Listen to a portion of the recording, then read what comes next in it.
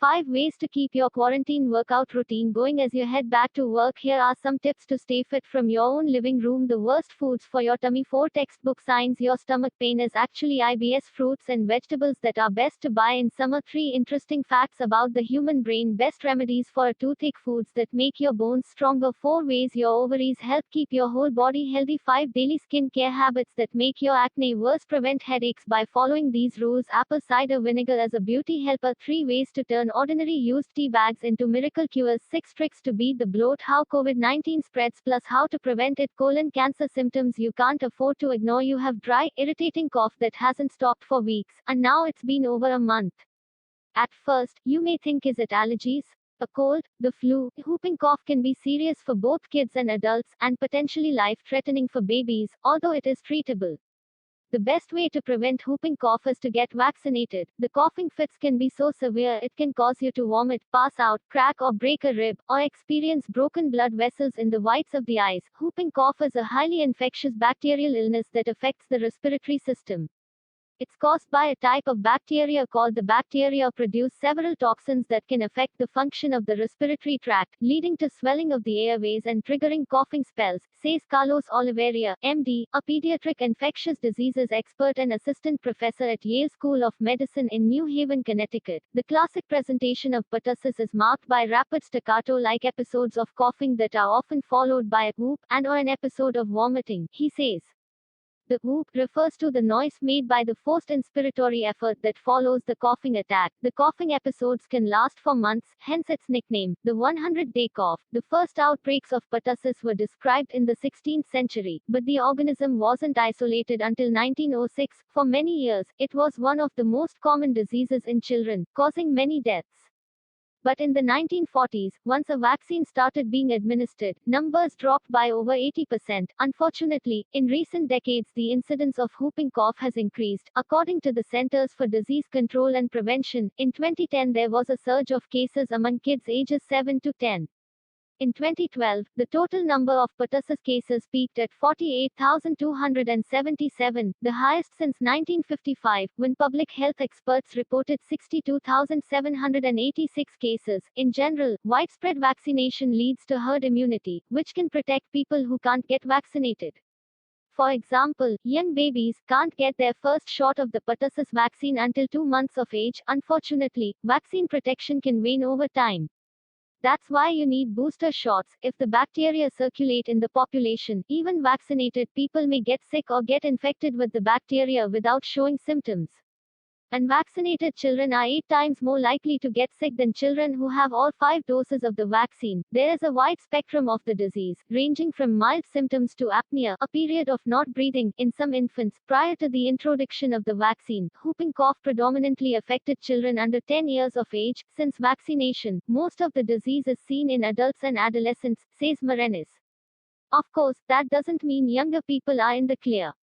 It's still incredibly common in young children and infants. Older populations can be a source of potential infection of young children and infants, who can experience more serious symptoms. In fact, the CDC says that many of the infants who get it are infected by older siblings, parents, or caregivers who aren't aware they are infected. Infants and children are also more at risk for complicated pertussis and death from the illness. What's more, about 1% of infants will have convulsions, violent, uncontrolled shaking, 61% will experience apnea, 0.3% will have encephalopathy, disease of the brain, and 1% will die. In comparison, just 5% of teens and adults with pertussis require hospitalization, with just 2% being diagnosed with pneumonia. Whooping cough affects children worse than adults because of their relatively smaller airways. Dr. Oliveira explains, infants are more likely to have complications such as apnea, a ruptured lung, nosebleeds, and brain bleeds. Most of the complications result from the high internal pressures generated during the intense coughing fits. Another severe manifestation of pertussis is called extreme leukocytosis. This is where the immune system produces an excessive amount of white blood cells to combat the infection, Dr. Oliveira explains. These white blood cells are very sticky and can clog up the blood vessels in the lung. and lead to catastrophic pulmonary disease when present at high numbers. For adults, the risk of hospitalization also increases for patients older than 65, explains Dr. Morenis. If you're experiencing signs of whooping cough, make an appointment with your doctor. Stat: early diagnosis and treatment is important.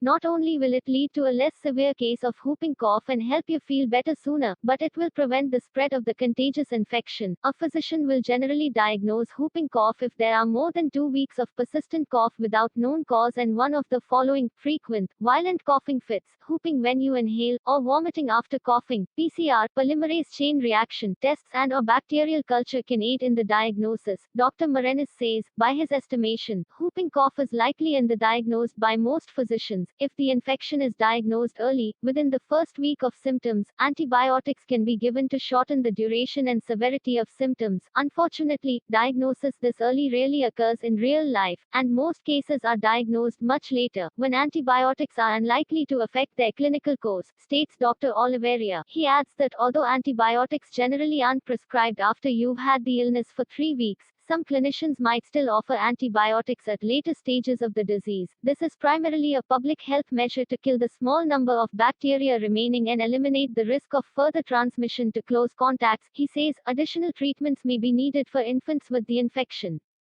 Doctors may need to suction mucus for them. For instance, critically ill infants often require more aggressive management, like supplemental oxygen and blood exchange transfusions. If the lungs get clogged up and cease functioning, doctors will try extracorporeal membrane oxygenation (ECMO), an aggressive treatment that involves taking the infant's blood out, oxygenating it, and transfusing it back into them. The most effective preventative measures against whooping cough are the DTaP and the TDAP vaccines, which protect against tetanus, diphtheria, and pertussis. It typically allows 5 to 10 years of protection. He explains, it is also recommended that people who are pregnant get vaccinated in order to prevent potentially passing pertussis to their newborn children. He adds, mothers also can pass antibodies onto their newborns, which can help protect them in the window of time before they can be vaccinated themselves. Keep in mind that no vaccine is 100% effective. When pertussis circulates in the community, there is a chance that a fully vaccinated person, of any age, can catch this disease, the CDC states.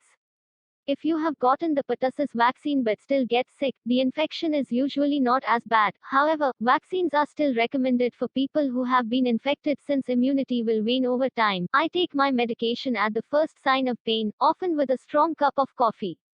Caffeine constricts the blood vessels, but it also has an analgesic adjuvant property, which means that adding caffeine to a pain medication boosts the pain-relieving quality of that medication. Lawrence C. Newman, MD, Director of the Headache Division and Clinical Professor of Neurology at NYU Langone Medical Center. I really try to practice what I preach, preventing migraines with Amal Starling, MD, Assistant Professor of Neurology at Mayo Clinic in Scottsdale, Arizona. I run.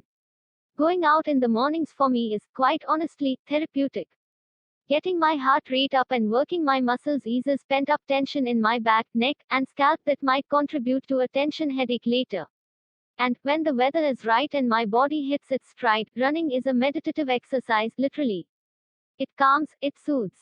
I notice that when I fail to exercise for long stretches, the headaches can assert themselves. That is all the motivation I need. Jack Maypole. I'm one of those lucky individuals who rarely gets headaches. But when I do want to get rid of a bad headache, I take 650 milligrams of Tylenol and take a 15 to 20 minute nap. To prevent them, I do a lot of yoga and meditation to help me control my bodily reactions to stress. John McBurney, MD, Clinical Assistant Professor of Neurology at the University of New Mexico Health Sciences Center. Imad Estemalik, MD, Headache Specialist at Cleveland Clinic.